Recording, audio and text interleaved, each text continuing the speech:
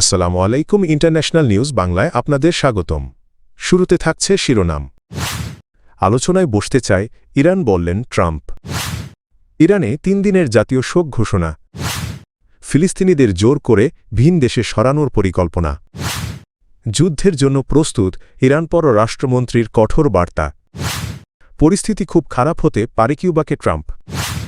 মার্কিন president Donald Trump বলেছেন Iran যুক্তরাষ্ট্রের সঙ্গে আলোচনায় বসতে আগ্রহ প্রকাশ করেছে। তবে তিনি হুঁশিয়ারি দিয়ে বলেন তেহরান যদি কোনো প্রতিশোধমূলক পদক্ষেপ নেয় তাহলে যুক্তরাষ্ট্র এমন জবাব দেবে যা তারা আগে কখনো দেখেনি।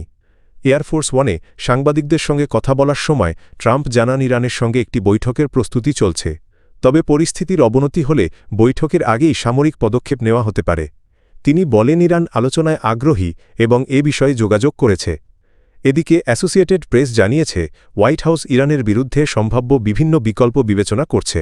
এর মধ্যে সাইবার হামলা ও সরাসরি সামরিক অভিযানের কথাও রয়েছে। অন্যদিকে ইরানের পররাষ্ট্রমন্ত্রী আব্বাস আরাঘচি বলেছেন ইরান যুদ্ধ চায় না, তবে সম্পূর্ণ প্রস্তুত রয়েছে। একই সঙ্গে তিনি জানান ন্যায্যতা ও পারস্পরিক সম্মানের ভিত্তিতে আলোচনা করতে ইরান প্রস্তুত।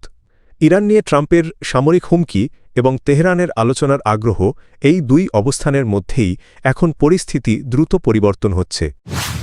সাম্প্রতিক সহিংস দাঙ্গায় সাধারণ নাগরিক ও নিরাপত্তা বাহিনীর সদস্যদের মৃত্যুর পর ইরানে ৩ দিনের জাতীয় শোক ঘোষণা করা হয়েছে। রোববার সন্ধ্যায় এ ঘোষণা দেয় সরকার। রাষ্ট্রীয় বার্তা সংস্থা তাসনিম জানায় সরকার বিরোধী ও সন্ত্রাসী গোষ্ঠীর নেতৃত্বে সংঘটিত সহিংসতায় বিপুল সংখ্যক মানুষ নিহত হওয়ায় এ শোক পালন করা হচ্ছে। প্রেসিডেন্টের কার্যালয় জানিয়েছে নিহতদের স্মরণে প্রেসিডেন্ট ও মন্ত্রিসভা শোক পালন করছেন। সরকারি বিবৃতিতে বলা হয় এসব সহিংসতার পেছনে যুক্তরাষ্ট্র ও ইসরায়েল সমর্থিত গোষ্ঠীর সংশ্লিষ্টতা রয়েছে। কর্তৃপক্ষ সহিংসতাকে নজিরবিহীন উল্লেখ করে দোষীদের বিচারের আওতায় আনার এবং জনশৃঙ্খলা রক্ষার অঙ্গীকার পুনর্ব্যক্ত করেছে। সোমালিয়ার প্রতিরক্ষামন্ত্রী আহমেদ মোয়ালিম ফিকি অভিযোগ করেছেন গাজার ফিলিস্তিনিদের জোরপূর্বক বাস্তুচ্যুত করে সোমালিল্যান্ডে পাঠানোর পরিকল্পনা করছে ইসরায়েল। আল জাজিরাকে দেওয়া এক সাক্ষাৎকারে তিনি বলেন বিষয় সোমালিয়ার কাছে নিশ্চিত তথ্য রয়েছে এবং এটি আন্তর্জাতিক আইন ও মানবাধিকারের গুরুতর লঙ্ঘন। ফিকির মতে ধরনের পদক্ষেপ আঞ্চলিক স্থিতিশীলতার জন্য হুমকি, যদিও ইসরায়েল ও সোমালিল্যান্ড উভয়ই এ অভিযোগ অস্বীকার করেছে। সোমালিল্যান্ড ১৯৯১ সালে স্বাধীনতা ঘোষণা করলেও জাতিসংঘের স্বীকৃতি পায়নি। তবে গত ডিসেম্বরে ইসরায়েল অঞ্চলটিকে স্বীকৃতি দেওয়ায় সোমালিয়া তীব্র আপত্তি জানায়। সোমালিয়ার প্রতিরক্ষামন্ত্রী ইসরায়েলের প্রধানমন্ত্রী বেনিয়ামিন নেতানিয়াহুকে সোমালিল্যান্ডের স্বীকৃতি প্রত্যাহারের আহ্বান জানিয়ে বলেছেন এটি সোমালিয়ার সার্বভৌমত্বের ওপর সরাসরি আঘাত। ইরানের পররাষ্ট্রমন্ত্রী আব্বাস আরাঘচি বলেছেন ইরান যুদ্ধ চায়, নাতবে যুদ্ধের জন্য সম্পূর্ণ প্রস্তুত। একই সঙ্গে তিনি ন্যায্যতা ও পারস্পরিক সম্মানের ভিত্তিতে যুক্তরাষ্ট্রের সঙ্গে আলোচনার পথ খোলা রাখার কথা জানান। দেশজুড়ে চলমান বিক্ষোভকে তিনি বিদেশি হস্তক্ষেপের অজুহাত তৈরির চেষ্টা বলে দাবি করেন এবং সহিংসতার জন্য মার্কিন প্রেসিডেন্ট ডোনাল্ড ট্রাম্পের সামরিক হুমকিকে দায়ী করেন।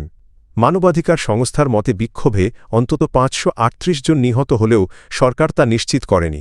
নিরাপত্তা বাহিনীর ১০৯ সদস্য নিহত হওয়ার পর সরকার ৩ দিনের জাতীয় শোক ঘোষণা করেছে। মার্কিন প্রেসিডেন্ট ডোনাল্ড ট্রাম্প কিউবাকে অবিলম্বে যুক্তরাষ্ট্রের সঙ্গে চুক্তিতে আসার আহ্বান জানিয়েছেন। তিনি সতর্ক করে বলেছেন কিউবা দ্রুত চুক্তিতে না এলে তাদের জন্য পরিস্থিতি আরও কঠিন হবে। রোববার নিজের সামাজিক যোগাযোগ মাধ্যমে ট্রাম্প ঘোষণা দেন ভেনেজুয়েলা থেকে কিউবার দিকে তেল ও অর্থের সব ধরনের সরবরাহ বন্ধ করা হবে। তিনি বলেন কিউবার জন্য আর কোনো তেল বা অর্থ যাবে না। ভেনেজুয়েলার প্রেসিডেন্ট নিকোলাস মাদুরোকে মার্কিন বাহিনী আটক করার ১ সপ্তাহ পর এই মন্তব্য করেন ট্রাম্প। তিনি দাবি করেন দীর্ঘদিন ধরে কিউবা ভেনেজুয়েলা থেকে তেল ও অর্থ পেয়ে তাদের শাসকদের নিরাপত্তা দিয়ে আসছে, তবে সেই ব্যবস্থা এখন শেষ।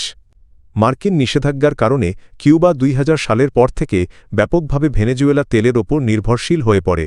এই তেল সরবরাহ শুরু হয়েছিল ভেনেজুয়েলার সাবেক প্রেসিডেন্ট হুগো শাভেজের সময় করা একটি চুক্তির মাধ্যমে।